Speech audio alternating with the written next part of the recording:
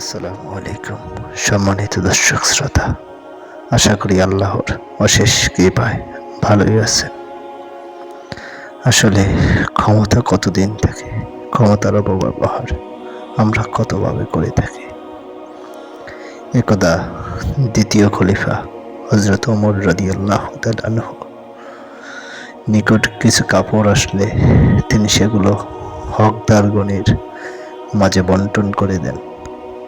এতে আমাদের প্রত্যেকে একটি করে কাপড় পেল, কিন্তু তিনি নিজে দুটি কাপড় দিয়ে তৈরি পোশাক পরিধান করে খুতবা দিতে মিম্বারে আরোহণ করলেন।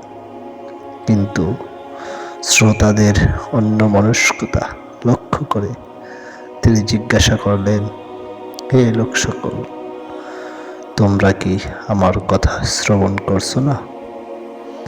এমত অবস্থায় বিখ্যাত সাহাবী সালমান ফার্সি রাদিয়াল্লাহু তাআলা আনহু উঠে দাঁড়িয়ে বললেন, জি না, আমরা শ্রবণ করব না। ওমর রাদিয়াল্লাহু তাআলা আনহু বললেন, কেন হে আবু আব্দুল্লাহ? তিনি বললেন, আপনি আমাদেরকে একটি করে কাপড় দিয়েছেন, অথচ আপনি পরিধান করেছেন দুই কাপড়ের বড় পোশাক। ওমর রাদিয়াল্লাহু তাআলা আনহু বললেন, ব্যস্ত হয়েও না হে আবু আব্দুল্লাহ।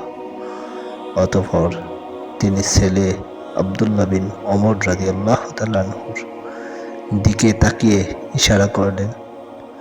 তিনি উঠে দাঁড়ালেন। অতঃপর ওমর রাদিয়াল্লাহু তাআলা আনহু বললেন, আমি আল্লাহর কসম করে জিজ্ঞেস করছি, আমার পোশাকে যে অতিরিক্ত কাপড় রয়েছে সেটা কি তোমার নয়? আব্দুল্লাহ বিন ওমর রাদিয়াল্লাহু তাআলা আনহু বললেন, জি আমার।